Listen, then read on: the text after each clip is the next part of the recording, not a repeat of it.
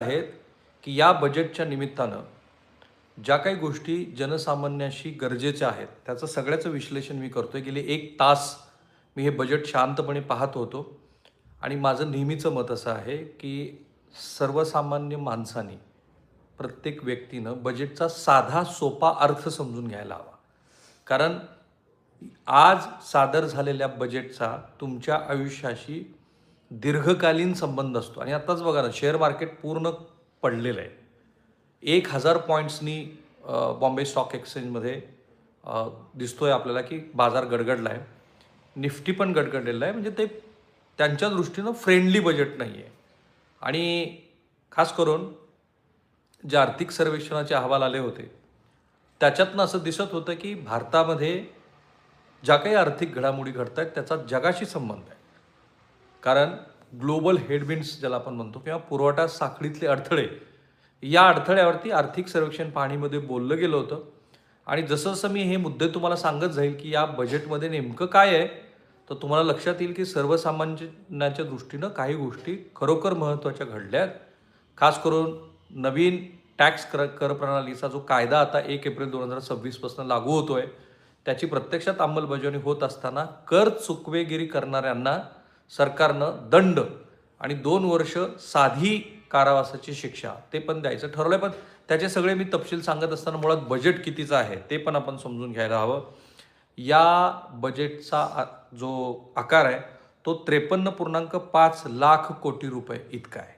म्हणजे केंद्राचं एकूण खर्च आणि उत्पन्नाचं जे नियोजन आहे, आलेला पैसा आणि खर्च करायचं नियोजन, हे 53.5 लाख कोटी रुपयाचं आहे. त्याच्यामध्ये भांडवली खर्च ज्याला आपण कॅपेक्स म्हणतो, त्या भांडवली खर्चाचं जे प्रमाण आहे, म्हणजे यावर्षी किती सरकार ह्या 53.5 लाख कोटी रुपयापैकी किती पैसे हे भांडवली खर्चावरती, म्हणजे काय, पूल बांधणं, इमारती बांधणं, नवीन मेट्रो स्टेशन्स उभा करणं किंवा अशा गोष्टी की ज्याच्यातनं काहीतरी प्रोडक्टिव्ह गोष्टी घडतील आणि उत्पन्न मिळेल, ज्याला भांडवली खर्च आपण म्हणतो, तर तो कॅपेक्स 12.2 लाख कोटी रुपये, म्हणजे पूर्वीपेक्षा मोठी वाढ दिसते आहे. मोठ्या इन्फ्रा प्रोजेक्टसाठी हे पैसे वापरले जाणार. तर मी सांगणार आहे की सर्वसामान्य लोकांना ह्या बजेटचा तसा थेट काय फायदा होणार आहे. आणि म्हणून मी म्हणतो की जसं जसं जसं या बजेटचे सगळे संदर्भ मी उकलेन, मी प्रयत्न नेहमी करतो सोप्या मराठीमध्ये ते समजून सांगावं, आकडेवारीत फार जाऊ नये आणि फार कॉम्प्लिकेटेड तरकट वगैरे मानू नये. आपल्या देशाचा विकास 7% होईल असा अंदाज व्यक्त करण्यात आला आहे. म्हणजे जर आपल्या देशाकडे आज 100 रुपये असतील तर 2026-27ला जेव्हा पुन्हा अर्थमंत्री आपलं बजेट सादर करतील त्यावेळेला त्यांच्याकडे 107 रुपये असतील. That is called 7% growth. Fiscal deficit, तुमच्याकडची जी वित्तीय शिस्त आहे की आलेलं उत्पन्न आणि होणारा खर्च, या शिस्तीमध्ये साधारण सरकारचा अंदाज आहे की 4.3% इतकी फिस्कल डेफिसिट राहील. हे प्रमाण GDPच्या, ग्रॉस डोमेस्टिक प्रोडक्टच्या मर्यादेमध्ये आहे. त्याचबरोबर पर्यटन, शिक्षण आणि व्यावसायिक कर सुधारणा, ज्याला आपण TCS आणि TDS म्हणतो, ते केलेलं आहे. विशेषतः मी आता ज्या पुण्यात राहतो त्या भागामध्ये मोठ्या प्रमाणामध्ये येणाऱ्यांचे व्यवहार मी रिअल इस्टेटमध्ये बघतोय, तर त्यांच्यासाठी TDS ॲप्लिकेबल असेल. पूर्वी पण तो होता, पण पूर्वीच्या आणि आत्ताच्या TDSमध्ये काही फरक करण्यात आलेला आहे. SME, स्मॉल अँड मीडियम एंटरप्राइजेससाठी येस, शेतकऱ्यांना काय फायदा होईल ते पण मी सांगणार आहे. करदात्यांना काय नेमकं मिळणार आहे ते सांगणार आहे. SME म्हणजेच त्या उद्योगासाठी 10,000 कोटी रुपयांचा वाढीव निधी देण्यात आलेला आहे, जो स्टार्टअप आणि SME स्मॉल स्केल इंडस्ट्रीजसाठी उपयोगाचा असणार आहे. 7 उच्च गती रेल कॉरिडॉरची घोषणा करण्यात आली आहे. आणि मी ज्या पुण्यात आहे ते पुणे आणि आपल्या राज्याची राजधानी मुंबई हे सगळ्यात मोठे ह्या 7 कॉरिडॉरचे लाभार्थी असणार आहेत.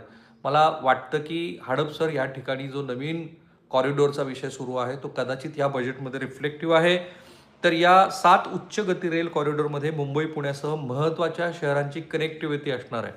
बजेट मी हळूहळू सांगत जातोय, तुम्ही ते बजेटचे अर्थ समजून घ्या, फार गरजेचे आहे. जेवढ्या राजकीय घडामोडी आपण समजून घेतो तशाच ह्या पण घडामोडी महत्त्वाच्या असतात. क्लिनिकल ट्रायल साईटचे नेटवर्क आणि आयुर्वेदिक औषधींचा विस्तार हेल्थकेअर वाढवण्याच्या दृष्टीने केला जातोय. रेअर अर्थ आणि क्रिटिकल मिनरल पॉलिसी, स्वदेशी उत्पादन आणि नैसर्गिक संपत्ती वाढवण्याच्या दृष्टीनं महत्त्वाचं आहे. कारण रेअर अर्थ हे जे मिनरल्स आहेत याचा वापर करूनच चीननं अमेरिकेला मात दिली आहे. ती आपल्याकडे संसाधनं आहेत का ते आपल्याला शोधायचं आहे. त्या दृष्टीने एक पॉलिसी बनते आहे. Thank you so much. एका प्रेक्षकाने म्हटलं की गुड जॉब. प्रश्न आहे तो सामान्य करदात्याला काय फायदा होईल आहे ना सगळ्यांच्या दृष्टीनं. TCS किंवा TDS संबंधित तुम्हाला सवलतीमध्ये लाभ मिळतोय. कारण तुमच्या विदेशी शिक्षण, विदेशामध्ये तुम्ही जे पर्यटनासाठी जाणार आहात त्याच्यावरचा टॅक्स सरकारने कमी केला आहे. मोठा फायदा आहे. ITR फायलिंगमध्ये शुल्क कमी आणि तपासणीमध्ये सुधारणा केल्या आहेत. ITR जे तुम्ही इन्कम टॅक्स रिटर्न्स फाईल करत असता त्याच्यासाठीचं शुल्क कमी केलं आहे आणि त्यासाठी तुम्हाला मुदत पण वाढवून दिली आहे. महागाईच्या तुलनेमध्ये काही सेवा अपेक्षित आहेत त्या आणखी विस्तृत आपल्याला कळेल की आणखी काय टॅक्स बेनिफिट दिलेत. आता तोटा म्हणाल तर आयकर स्लॅबमध्ये कुठलाही बदल नाही, कारण गेल्याच वर्षी मोठं एक्झम्पशन दिलं होतं. त्याचबरोबर आपण बघितलं की GSTमध्ये पण खूप मोठ्या प्रमाणामध्ये बदल केले गेले आणि त्याचा फायदा डोमेस्टिक कन्झम्पशनसाठी झाला. घरगुती बाजारामध्ये खरेदी विक्री वाढली. पण आता टॅक्स स्लॅबमध्ये कुठलाही बदल नाही आहे. स्मार्टफोन्स आणि इलेक्ट्रॉनिक्स आणि आयात शुल्क धोरण बदलामुळे किमतीवरती परिणाम होऊ शकतो. म्हणजेच परदेशातनं ज्या गोष्टी आपल्याकडे येत आहेत त्याच्या किमती वाढू शकतात. हा तशा अर्थाने करदात्यासाठी थोडासा तोटा आहे. शिक्षणासाठी काय तरतूद आहे तर AVGC कॉन्टेंट क्रिएटर लॅब्समध्ये 15,000 माध्यमिक शाळा आणि 500 कॉलेज व्यावसायिक कंटेंट लॅबची घोषणा करण्यात आलेली आहे. त्याचबरोबर education to employment and enterprises standing committee कौशल्य आणि रोजगार या गोष्टीची जी गरज आहे, कौशल्य एकीकडे आणि शिक्षण आणि रोजगार एकीकडे, तर याला कुठेतरी ब्रिज करण्याचा प्रयत्न म्हणून अशा पद्धतीचे नवीन ट्रेनिंग सेंटर्स थोडक्यात असणार आहेत. आरोग्य क्षेत्रासाठी 1,000+ क्लिनिकल ट्रायल साईट्सचं नेटवर्क तयार केलं गेलं आहे. संशोधन आणि मेडिकल टुरिझम वाढवण्यावरती भर दिला जातो आहे. आयुर्वेदा इन्स्टिट्यूट वाढवण्याची घोषणा केली आहे. 3 नवीन राष्ट्रीय आदर्श स्थळं असणार आहेत आयुर्वेदासाठी. हेल्थकेअरमध्ये इन्फ्रास्ट्रक्चर आणि इमर्जन्सी ट्रॉमा सेंटर्स वाढवण्याची घोषणा करण्यात आलेली आहे. मी जसं म्हणालो की पायाभूत सुविधेवरती खूप सारे पैसे हे सरकार सतत टाकते. गेली आता 5-6 वर्ष झालं मी बघतोय दरवेळेला बजेटमध्ये पायाभूत सुविधा म्हणजे काय, रस्ते, इमारती, ब्रिज, नवीन रेल्वे मार्ग, नवीन विमानतळ. का करतं हे सरकार तर 5 ट्रिलियन इकॉनॉमीसाठी तुम्हाला जितकी कॅपिटल इन्व्हेस्टमेंट तुम्ही इन्फ्रामध्ये कराल तितका तुम्हाला फायदा होत असतो. एम्प्लॉयमेंट जनरेशन होते, असंघटित क्षेत्राला गती मिळते आणि आपल्याकडे एक सहज जाता संदर्भ सांगतो. आपल्याकडे GDPचं जे काही मोजमाप होतं ते ऑर्गनाईज सेक्टरवरती होतं. जी काय असतील ती किती विजेचा वापर केला, किती आयात निर्यात झाली, किती कर वगैरे. पण अनऑर्गनाईज सेक्टरवर आधारित राहून पण आपण गोष्टीचा अंदाज बांधत असतो की जेवढा ऑर्गनाईज म्हणजे संघटित क्षेत्रातली वाढ आहे तेवढीच अनऑर्गनाईज सेक्टरमध्ये झाली असं आपण गृहीत धरतो आणि अर्थात बँकिंग स्टेटमेंट पण बघितले जातात.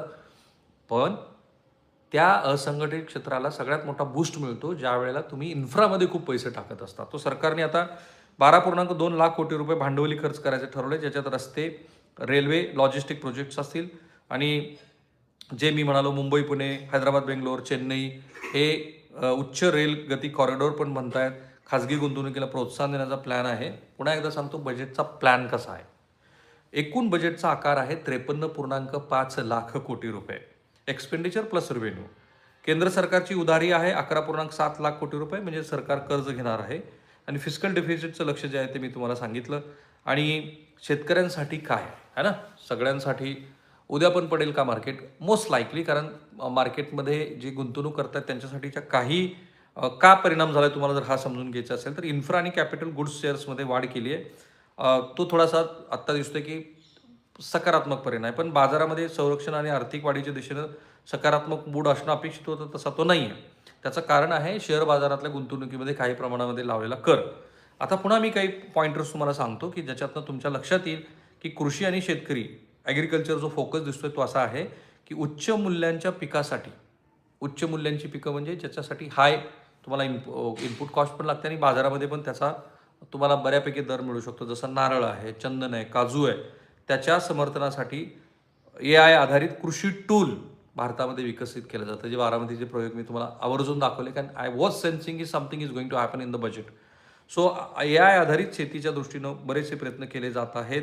आणि त्याचबरोबर 7 क्षेत्रामध्ये उत्पादन वाढवण्याच्या दृष्टीनं सरकारनं काही गोष्टी करायचं ठरवलंय.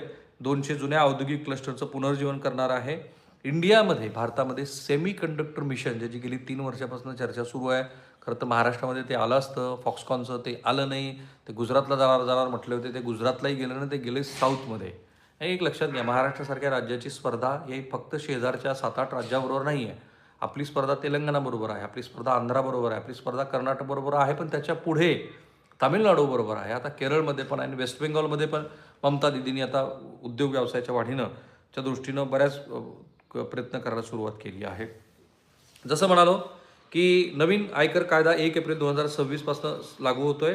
TCS कमी करणं म्हणजे परदेशी प्रवास आणि शिक्षण आणि वैद्यकीय आणि डेरिव्हेटिव्ह ट्रेडिंगवरती SSTची वाढ करण्यात आलेली असली तरी बाकीच्या ह्याच्यामध्ये तुम्हाला फायदा होतोय. जसा की विमा व्याजदरामध्ये सूट आहे.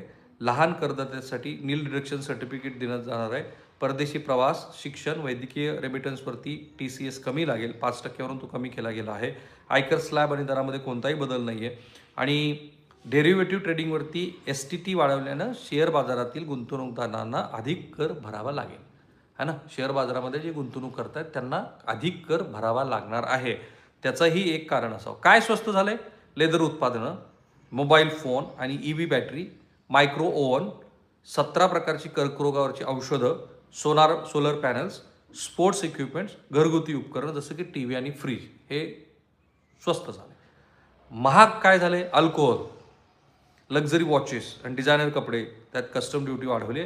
इम्पोर्टेड लक्झरी वस्तू जसं हाय एंड कार्स, ज्वेलरी आहेत. डेरिव्हेटिव्ह ट्रेडिंग त्याच्यामध्ये वाढ झाली कारण त्यात SST वाढवलेलं आहे.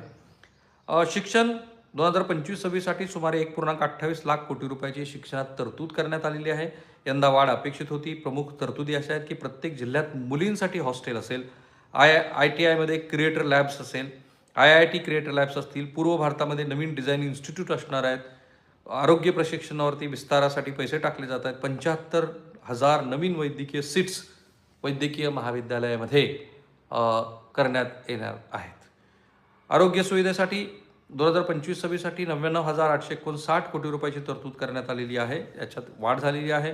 17 जीवनावश्यक औषधं, मधुमेह, कर्करोग वगैरे याच्यावरती दर कमी करण्यात आलेले आहेत. बायोफार्मा शक्ती योजनेसाठी 10,000 कोटी रुपये देण्यात आलेले आहेत. वैद्यकीय मूल्य पर्यटनासाठी 5 हब्ज तयार केली जात आहेत. डिजिटल आरोग्य प्लॅटफॉर्म असणार आहे आणि महिलांच्या सक्षमीकरणावरती भर दिला जातो आहे. लखपती दिदी योजना आखली जाते. सी मार्ट आहेत ते स्वयंसहायता गटाद्वारे चालवले जाणारे कम्युनिटी ओन्ड रिटेल आउटलेट्स असतील. प्रत्येक जिल्ह्यात मुलीसाठी हॉस्टेल असेल. 10,000 कोटी रुपयाची तरतूद आहे.